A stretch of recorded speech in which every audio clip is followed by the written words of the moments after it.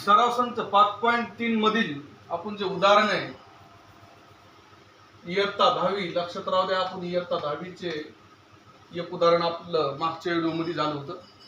बाकीचे उदाहरण आज आपण पूर्ण घेणार आहोत. 5.3 मधील इयत्ता 10वी मधील दुसरा प्रश्न आहे, 2 फासे एकाच वेळी टाकले असता. आता एक फासा टाकला असता आपल्याला नमुना अवकाश माहिती आहे. एक फासा जर टाकला तर त्याचा नमुना अवकाश हे 6 येते. 1 2 3 4 5 6. आता परंतु इथं प्रश्न काय विचारलेला आहे आपल्याला, 2 फासे एकाच वेळी टाकले असता. आता 2 फासे जर एकाच वेळी टाकले असतील तर त्याचा नमुना अवकाश येणे 36 येते. हे आपल्याला इथं लक्षात ठेवायच्या बाबी आहेत. कारण की नमुना अवकाश एक वेळेस टाकल्यावर 6 येते आणि 2 वेळेस टाकले असता 36 येते. घटना ए साठी 8 आहे. वरच्या पृष्ठभागावर अंकाची बेरीज 6च्या पटीत असणे. बेरीज कशी पाहिजे आपल्याला त्या अंकाची? 6च्या पटीत. आणि घटना बी साठी 8 आहे. वरच्या पृष्ठभागावर अंकाची बेरीज कमीत कमी 10 असणे. लक्षात ठेवायचं कमीत कमी शब्द आलेला आहे. 10 कमीत कमी नाही, आपल्याला जास्तीत जास्त इथे घ्यावा. आणि घटना सी साठी 8 आहे. दोन्ही फासेवरील अंक समान असणे. मग घटना सी अशी की दोन्ही याचे अंक कसे पाहिजे? समान पाहिजे. तर आपल्याला काय करावं लागेल? 2 फासे टाकले असता मिळणारा नमुना अवकाश अगोदर लिहावा लागतो. थांबा बरं सर, बघा बरं काय झालं. बंद पडलं नाही, सुरूच आहे. चलू दे. 2 फासे एकाच वेळी टाकले असता मिळणारा नमुना अवकाश आपल्याला लिहायचा. आता एक फासा टाकल्यावर आपल्याला माहिती आहे की नमुना अवकाश त्याचा 6 येते. आता आपण 2 फासे टाकले, मी तुम्हाला एकदम सोप्या याच्यात सांगणार आहे कसे करायचे. अगोदर तर आपण लिहू 1 2 3 4 5 6. 1 2 3 4 5 6. आता याच्यामध्ये आपल्याला जोड्या लावायच्या, म्हणजे याचे अंक घ्यायचे. 1 1 एकदम सोपं आहे. एकदा जर तुम्हाला कळलं तर समजूनच जाईल. 1 1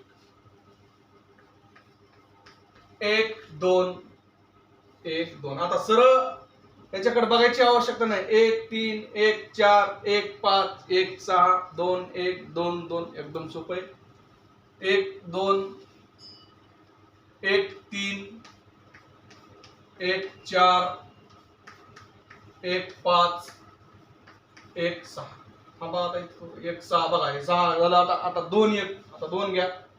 2 1 2 1 2 2 2 3 2 4 2 5 2 6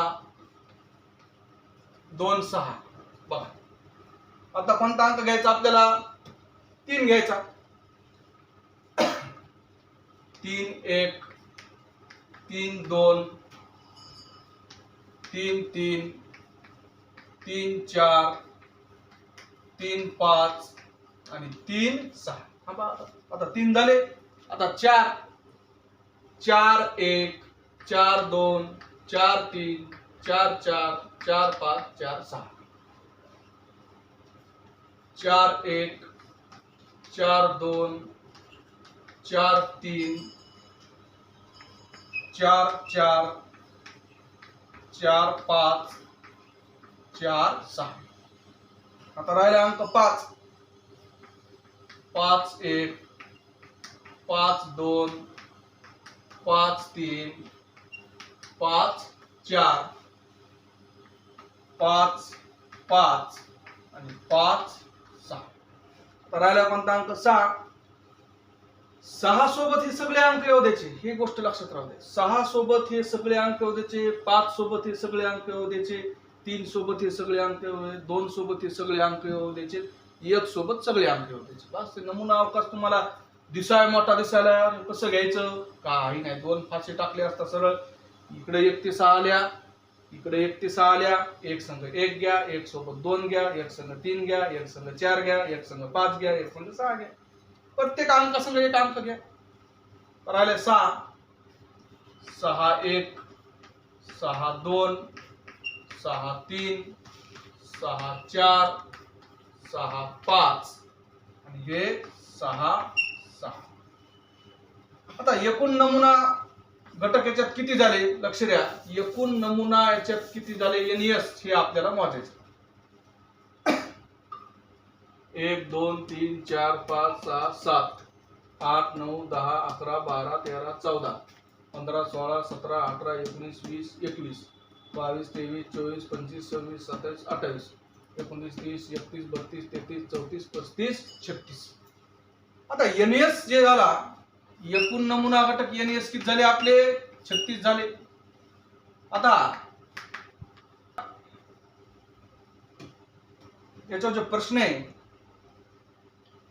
वरच्या पृष्ठभागावर अंकाची बेरीज 6च्या पटीत असणे ही घटना साठी आहे. लक्षात ठेवा 6च्या पटीत. आता याच्यात आपल्याला असे अंक बघायचे किती कितीच्या पटीत पाहिजे आपल्याला 6च्या पटीत. बघा पहिला अंक आपल्याला इथं सापडला 1 5 हे आपण इथे लिहू शकतो 1 5. बघा 5 आणि 1 किती होते 6. आता 1 5 बघा पुन्हा इथं 2 4 2 4 2 आणि 4 किती होते 6.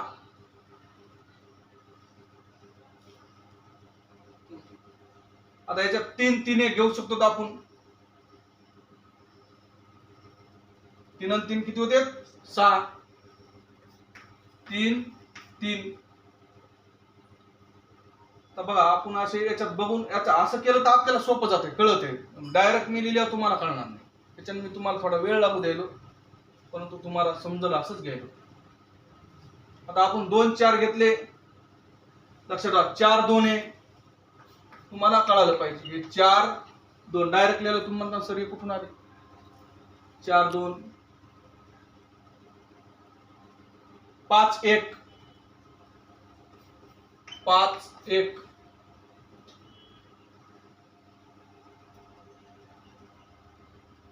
आणि शेवटचा 6 6 देऊ शकतो आपण 6 6. लक्ष द्या नमुना अवकाश बी तुम्हाला सोप्याने सांगितलेलं आणि याच्यामध्ये हे अंक सुद्धा मी तुम्हाला घेऊन दाखवलो 6च्या पटीत असणार आहे. किती आले बघा 1 2 3 4 5 6 म्हणजे NA किती आलं एकूण NA आलं 6. एकूण किती आहेत त्या संख्या 6 आहेत. सोपा प्रश्न आहे. पृष्ठभागावरील अंकाची बेरीज कमीत कमी 10 असणे तर थोडं लक्षात राहू दे. कमीत कमी 10 असणे असं इथं म्हणाले परंतु 10च्या पुढे आले तरी आपल्याला जमणार. बेरीज 10च्या पुढे आली तरी आपल्याला त्याच्यात जमते. म्हणजे कमीत कमी म्हणजे 10च्या जास्तीत जास्त येणार पाहिजे. आता बघा असे कोणते अंक आहेत मुद्दाम तुम्हाला मी या नमुना अवकाश मधून सांगायलो नेमकं तुम्हालाही कळावं की कसे संख्या यायला. आता डायरेक्ट बी आपल्याला घेता येते डायरेक्ट न तुम्हाला कळणार नाही म्हणून आता आपण असं शोधून देऊ थोडा वेळ लागू दे. आपल्याला शिकायचं म्हणलं आपल्याला थोडा वेळ लागणार. तर ह्या पहिल्या याच्यात बघा 10 अंक कशाची ती काही तर नाही याच्यात येते का याच्यात बी नाही याच्यात येते का नाही. आता याच्यात येते बघा 4 आणि 6 हे अंक आपण घेऊ शकतो 4 आणि 6. 5 2 5 3 5 4 5 5 ही बी येऊ शकते 5 5. त्याच्यानंतर 5 6 5 6 6 2 6 3 6 4 6 4 बी आपण घेऊ शकतो इथं 6 4. पुन्हा 6 5 ही बघा ही 5 6 आहे ती किती आहे 6 5 ही सुद्धा आपल्याला घ्यायला जमणार 6 5. आणि त्याच्यानंतर 6 6 एकदम सोपा प्रश्न आहे. आता एकूण घटक किती आले याच्यात 1 2 3 4 5 6 म्हणून NB किती येणार याच्यात NB येणार 6. दोन्ही हाशावरील अंक समान असणे ही घटना C साठी आहे. आता असे अंक याच्यात आपल्याला शोधायचे की दोन्ही याच्यासाठी अंक काय पाहिजे ते आपल्याला समान पाहिजे. आता पहिलाच अंक आपल्याला दिसला 1 1 हे 1 1 आपण इथं देऊ शकतो 1 1 बघा शोधून लिहू आपण. इथं बघा इथं एक भेटायला 2 2 2 2. आता तुम्हाला इकडे बघा इथं 3 3 3 3 4 4 4 4, पुन्हा 5 5 5 5, पुन्हा 6 6. बघा किती आले एकूण NS. त्याच्यात आलं एन, एकूण घटक किती आले 6, म्हणून इथं NC बरोबर किती येणार 6. तर उदाहरण आहे, 3 नाणी एकाच वेळी फेकली असता. अगोदर आपल्याला याच्यात काय करावं लागेल की 3 नाणी एकाच वेळी फेकली असता याचा नमुना अवकाश अगोदर आपल्याला तयार करावा लागेल. लक्षात ठेवा, जर तुम्हाला नमुना अवकाश जर तयार करता आला तर तुम्हाला हे प्रश्न सहज सोडवता येतील. यासाठी आपल्याला नमुना अवकाश येणं आवश्यक आहे. प्रश्न पहिला आहे, घटना ए साठी अट आहे कमीत कमी 2 छाप मिळणे अशी. इथं लक्षात ठेवा, कमीत कमी म्हणजे जास्तीत जास्त घ्यावा. इथं बरेच विद्यार्थी कन्फ्यूज होते. कमीत कमी म्हणल्यावर कमीत कमी इथं नाही घ्यायची. घटना सी साठी अट आहे एकही छाप न मिळणे अशी आहे. घटना सी साठी अट आहे दुसऱ्या नाण्यावर छाप मिळणे अशी आहे. काय 3 नाणी एकाच वेळी फेकली असता मिळणार नमुना अवकाशात आहे. आपल्याला 1 नाणे आणि 2 नाण्याचा नमुना अवकाश माहिती. 1 नाणे फेकले असता नमुना अवकाश HT येते. 2 नाणे फेकले असता HH, HT, TH आणि TT येते. आता याच्यात हे आपल्याला 3 नाणे फेकले असता मिळणार नमुना अवकाश बऱ्याच विद्यार्थ्यांना कळत नाही की कसा आहे. याच्यातून आपण शिकू शकतो की नमुना अवकाश कसा तयार करायचा. म्हणजे तुम्हाला अवघडच जात नाही. मुद्दाम आपण हे समोर ठेवलेले. आता बघा पहिल्यांदा इथं HH आहे, HH सोबत हे HH घ्या. H H H HH झाला. आता परत H H T H H T अशा जाऊ द्या. खूप सोपी पद्धत आहे. HH T. आता इथं काय HT आहे. लक्षात राहा कसं घ्यायचं आपण हे HH हे लक्षात राहू द्या. HH त्यासोबत H, पुन्हा HH त्याच्यासोबत T. आता इथं HT लक्षात राहू द्या. इथं काय घ्यायचं आपल्याला HT. HT सोबत काय घ्यायचं आपल्याला H घ्यायचं. एक एक घ्यायचं, एक एक घ्या. HT सोबत काय घ्यायचं आपल्याला H घ्यायचं. आता पुन्हा या HT सोबत काय घ्यायचं T घ्यायचं. इथं HT सोबत पुन्हा काय घ्यायचं आपल्याला T घ्यायचं. आता TH सोबत काय घ्यायचं H घ्यायचं. TH सोबत काय घ्यायचं H. पुन्हा या TH सोबत T घ्यायचं. THT THT. आता TT सोबत काय घ्यायचं H घ्यायचं. TTH आणि उरलेलं TT TTT. 1 2 3 4 5 6 7 8. एकदम सोपे आहे नाही त्याच्यात. फक्त हे लक्षात राहू द्या, 1 नाणे 2 नाणे फेकले असतात याच्यातून तुम्हाला 3 नाणे फेकले असतात याचा नमुना अवकाश कळेल. आता याच्यात जे नमुना अवकाश NS एकूण घटक किती आलेले आहेत. NS आलेले आहेत 8. NS किती आलेले आहेत 8 आलेले आहेत कमीत कमी. आता याच्यात बघा नमुना अवकाश येणं आपल्याला आवश्यक आहे. मी तुम्हाला एकदम सोप्याने सांगितलेले नमुना अवकाश कसा येईल. तर याच्यात पहिला प्रश्न आहे कमीत कमी 2 छापे मिळणे घटना याची अट आहे. इथं लक्षात ठेवा कमीत कमी आहे. कमीत कमी म्हणजे आपल्याला जास्तीत जास्त छाप आला तरी जमणार. याच्यात बघा पहिल्यांदाच आहे आपल्याला HH, पुन्हा त्याच्यानंतर HHT, पुन्हा HTH,